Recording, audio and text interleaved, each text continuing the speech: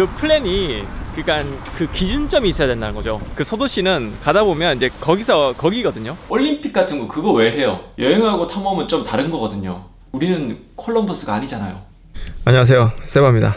자, 이번 컨텐츠는 이탈리아 여행을 계획할 때 어떻게 계획을 짜면 좋을까, 어떻게 루트를 짜면 좋을까에 대해서 이야기를 해드리겠습니다. 그냥 앉아서 이야기하면 재미없으니까 좀 어디 가면서 이야기할게요. 저는 지금 교자라는 곳에 갈 겁니다. 베네치아에서 약 50분 정도 걸립니다.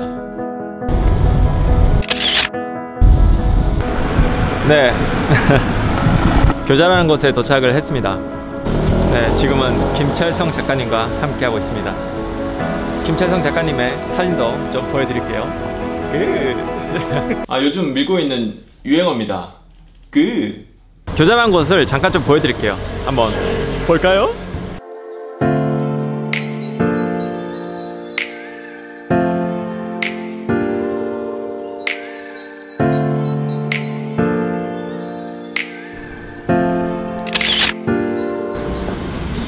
저런 거는 아들을 놓으면 저렇게 리본을 답니다. 딸을 낳으면 핑크색 리본을 달아요.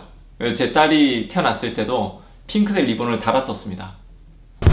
완전 바다 냄새 엄청나요. 어부들의 진짜 도시 같은 그런 느낌이 있습니다. 여기는 길이 없고 이렇게 배 타는 곳이 있습니다. 진짜 어부들의 도시 교자예요. 자, 이탈리아 여행을 가는데 앞서서 어떤 도시를 갈까, 어디를 갈까, 어떤 나만의 진짜 그 플랜이 있어야 되는데, 그 플랜이 그러니까 그 기준점이 있어야 된다는 거죠. 기준이 없이는 어떤 내가 계획을 세운다 에 있어서 어떤 것을 좋아하냐 싫어하냐 그 유무는 사실 모르는 상태에서는 그 가치 판단을 할 수가 없거든요. 그래서 그 가치 판단 자체가 진짜 내가 좋은지 안 좋은지를 사실 기준점을 잡고 판단을 해야 되는 거예요. 예를 들어서 아프리카 가면 뭐 루이보스 티라는 게 있어요. 루이보스 티 좋아하세요? 라고 했을 때 뭘 알아야지 좋은지 안 좋은지 알지 사실. 근데 아프리카에서는 루이보스 티를 마셔야 된다라고 했을 때 한번 마셔보는 게 저는 일단은 중요하다 생각합니다. 그게 무슨 얘기냐면, 여행 경로가 너무 창의적이면 이게 그 여행이 아니라 탐험이 될 수 있어요. 여행하고 탐험은 좀 다른 거거든요. 우리는 콜럼버스가 아니잖아요. 자, 그러면 이탈리아 여행을 오는데 가장 기준점이 돼야 될 곳은 어디일까? 바로 로마라고 생각합니다. 어떤 도시든 간에 먼저 수도는 가봐야 된다. 그래서 대한민국을 만약에 여행을 간다, 어떤 외국인이, 그러면 무조건 서울은 가봐라고 이야기를 해요, 저는. 그래서 로마를 가야 된다. 그 로마를 기준점으로 잡는 게 저는 중요하다고 생각합니다. 그래서 여행 경로를 짜는데 남들이 뭐 짠 것을 그대로 뭐 이렇게 비슷하게 했다고 해서 뭐 절대 이게 부끄러운 게 아니에요. 굳이 여행 경로는 창의적일 이유는 없습니다.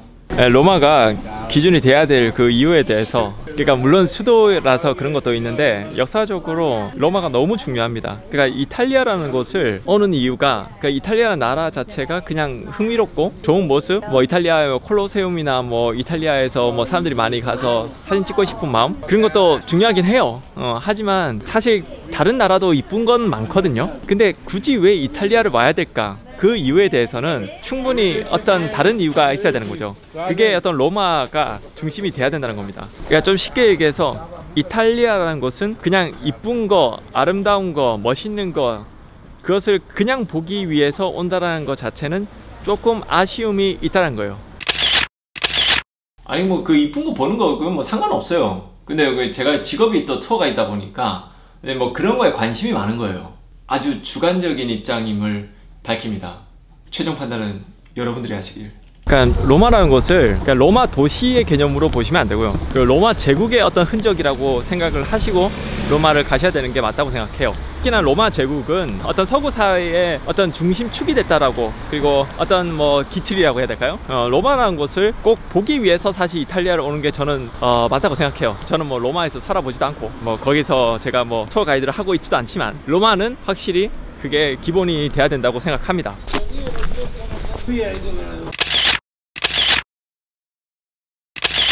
여기 있어 보니까 이탈리아란 나라가 세계 속에서 정말 많은 영향을 줬었고, 그리고 지금도 주고 있습니다. 우리나라의 국회의사당이 왜 그렇게 이렇게 도움이 있고 그렇게 생겼고, 백악관이 왜 이렇게 앞에 세모나게 있고, 그 다음에 우리가 어떤 뭐 BTS나 뭐 그런 그룹을 왜 아이돌 그룹이라 그러고, 그 고대 시대 로마 그리스 시대에서 다시 온 거거든요. 우리가 또 왜 올림픽을 하고 있고, 그게 다 이제 아테네에서 왔잖아요. 물론 이제 그리스긴 한데 로마 자체가 이제 그리스의 영향을 많이 받았고, 어떻게 보면 그리스를 완성한 게, 진정한 인본주의를 완성시킨 곳이 바로 로마 제국이라고 생각하고, 그러니까 인본주의는 인간이 본이 되는 세상, 인간의 존엄함, 위대함을 중시하는 세상. 그 올림픽 같은 거 그거 왜 해요? 자동차가 지금 당연히 빠른데 인간이 얼마나 대단한 존재인지, 얼마나 강한 존재인지를 이야기하고 싶은 거거든요. 그리스 로마 조각상들을 보면 어디 하나 그 뭐 비실비실하고 그런 존재가 없어요. 그 동네 최고 건장한 남자들을 다 모아서 그의 최고의 모습을 만드는 게, 그게 바로 그리스 로마 조각상입니다. 이제 그런 것들을 우상, 즉 아이돌이라 그러죠. 그것은 그리스 로마 시대 때 이미 있었던 거예요. 뭐 지금의 BTS는 뭐 그때 당시에 뭐 헤라클레스 정도, 그렇게 생각하시면 될 것 같아요. 그 BTS가 얼마 전에 그 디오니소스라는 곡을 불렀었죠. 그 바카스라 그러는데 그 술의 신이거든요. 뭐 어떤 그거 연관이 되는 거예요. 어떤 아이돌, 우상, 그 자체가 BTS인 거죠. 그 로마 제국을 보면서 사실 그게 나중에는 프랑스의 나폴레옹하고 연관이 되고, 그다음에 그게 뭐 세계 1차 대전, 2차 대전이나 일본에 우리나라를 침공하고 식민지를 하고, 그리고 제국주의라 그러잖아요. 그러니까 그 제국 자체가 로마 제국을 얘기하는 거거든요. 그렇기 때문에 로마라는 것을 알아야지만 이게 이해가 되고, 이탈리아에 와서 로마를 보는 게 좀 중요하다고 생각합니다. 자, 그리고 로마를 다시 부활시킨 도시가 있어요. 그러니까 중세시대 때는 로마가 이제 멸망했고 더 이상 로마의 모습이 보이지 않는데, 그 로마를 부활시킨 도시가 있는데 그 도시가 바로 피렌체입니다. 피렌체라는 곳에서 로마가 다시 부활하게 된 거예요. 그래서 그거를 르네상스라 그러는데, 그게 무슨 얘기냐면 로마가 476년에 멸망을 했어요. 그 이후로부터는 이제 인본주의 사회가 아니라 신본주의 사회로 되어가요. 그 시대에는 인간의 위대함이 아니라 성경에 나오는 하나님의 그 위대함과 존엄함을 찬양합니다. 그 시대를 중세시대라 그러죠. 그러다가 다시 인간의 위대함을 찬양하는 시대가 부활을 합니다. 그 시대를 르네상스 시대, 다시 태어나는 시대라고 얘기하죠. 무엇이 태어났다고요? 고대가 태어난 거예요. 그리스, 로마가 다시 부활을 한 겁니다. 그러면 다시 인본주의가 다시 올라오는 거예요. 그 우상, 아이돌, 그 처음으로 태어난 장소가 피렌체고요. 시기가 약 1400년도인 거죠. 그래서 그 시뇰리아 광장 가면 인간의 모습을 하고 있는 이 조각상들이, 그러니까 뭐 다윗이나 그런 거 빼고요, 뭐 헤라클레스라든가 포세이돈이라든가 뭐 그런 조각상이 있는 거예요. 그 모습을 보면서 유럽인들이 추구했던 삶, 모습들을 느껴보는 거죠. 어디서? 이탈리아에서, 피렌체에서.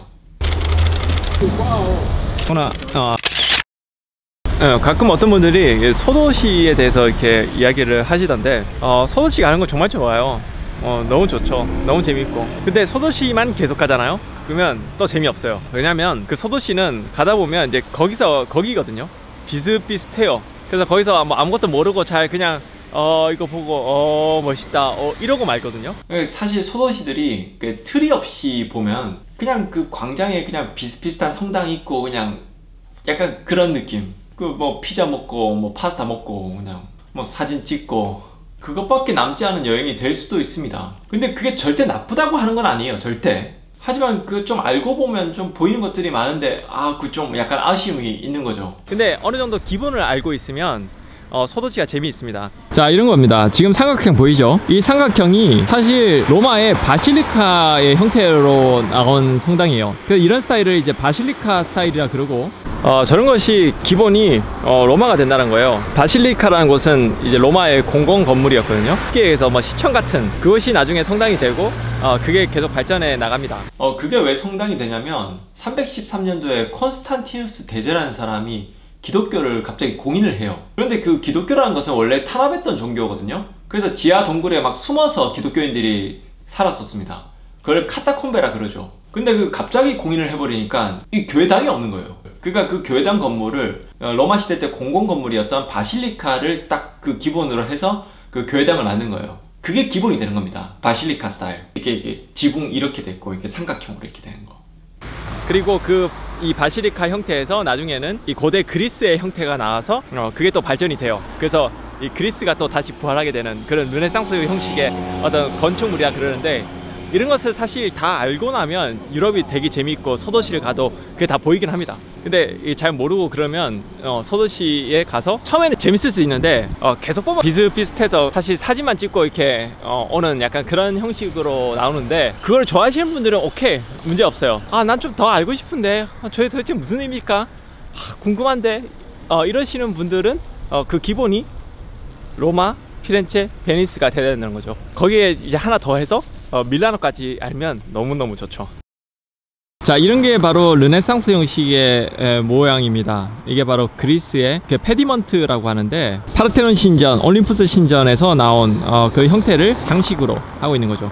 이런 기분을 알면 사실 소도시 가도 조금 재미가 있고 좀 그럴 수 있다는 거죠. 사실 여행을 가는 목적 자체가 일상생활에서 그냥 벗어나서 그냥 다른 도시를 보고 다른 곳을 또 체험하고, 그 다음에 맛있는 거 먹고, 그것도 정말 중요해요. 이거는 정말 중요한데, 그런 거는 이탈리아 뿐만 아니라 다른 나라에서도 충분히 가능하긴 하잖아요. 그죠? 과연 다른 나라 말고 이탈리아에서 정말 할 수 있는 게 뭐냐라고 제가 대답을 해드리는 게 그게 더 맞다라고 생각을 해요. 그러니까 어디 도시가 좋아요, 뭐가 멋져요, 뭐 이야기했을 때 어디 도시 좋습니다, 멋집니다, 이런 이야기는 사실 그거는 취향이거든요. 사람들마다 다른 취향이기 때문에 그거를 이야기할 수는 없어요, 제가. 근데 그러니까 어느 좀 기본이 되는 거, 그 다음에 사람이 사는 데 있어서 사실 이탈리아라는 나라가 과연 우리나라한테 끼쳤던 영향이라던가 그런 것뿐만 아니라, 우리는 이제는 뭐 먹고 자고 뭐 그런 일에 사실 막 두려움을 많이 갖거나 그렇지는 않잖아요. 특히나 여행을 가시는 분들이라면 어느 정도는 여유를 갖고 있을 거라고 생각이 드는데, 나는 어떻게 살 것인가, 나는 무엇인가, 나는 무엇이 될 것인가, 거기에 대한 어떤 질문을 하면서 사람들이 어떻게 살아가는지, 아니면 세상 사람들이 살아가는 것에서 어떤 것이 영향을 끼쳤는지를 사실 이탈리아 와서 좀 보는 거, 그러면서 그거를 고민하는 것 자체가 사실 이탈리아의 진짜 의미이지 않을까, 저는 뭐 그런 생각합니다. 현지인이 추천해준 식당에 왔는데 뭐 맛있는지 한번 보도록 하겠습니다. 어떤 남부는 로마를 기준으로 잡고, 중부는 피렌체의 기준을 잡고, 북부는 베네치아의 기준을 잡아서 그런 식으로 여행을 짜는 게 아마 좀 더 좋을 것 같고요. 뭐 남부 같은 경우는 이제 로마의 이 기준을 잡아서 이제 뭐 나폴리를 가시거나 아니면 그런 식으로 가고, 뭐 중부 같은 경우는 피렌체를 기준으로 잡아서 토스카나 여행을 가시거나 그런 식으로, 이탈리아의 북부를 기준으로는 베네치아를 기준으로 이탈리아 북부 여행을 그렇게 계획을 하시면 될 것 같습니다.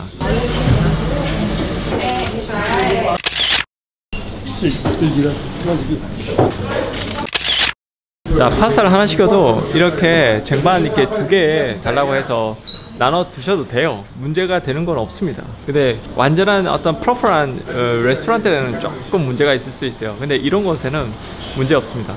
사람마다 진짜 다 다른데, 만약에 내가 대학생이다 그러면 인문학에 대한 어떤 그런 초점을 가져서 정말 역사적으로, 인문적으로 이 이탈리아가 이 세계 역사에 있어서 어떤 영향을 끼쳤으며 어떻게 살아왔는지에 대한 어떤 초점을 가질 것 같고요. 만약에 신혼여행으로 이탈리아를 오신다 그러면 좀 그런 것보다는 좀 더 좀 자연경관적인, 유람과 같은 자연경관의 아름다운 모습을 보고 사진 찍는 것이 더 중요하다 생각해요. 그래서 그런 어떤 관점을 가지는 거는 정말 중요하다고 생각이 듭니다. 신혼여행으로 와도 관심사가 이게 뭐가 되는지 되게 중요한데, 그거는 진짜 사람마다 다 달라요. 리데레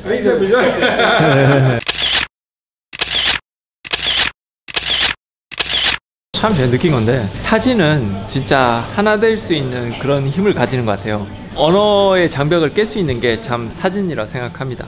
그래서 사진을 저는 배우고 있죠. 여기는 완전히 관광지가 아니에요. 그래서 사람들이 상당히 친절합니다. 그리고 상당히 어떤 좀 사람 냄새가 나는 그런 어떤 느낌이 있어요. 근데 관광지는 사람이 많이 다니고 중요한 곳이긴 하지만 전 세계 많은 사람들이 다닙니다.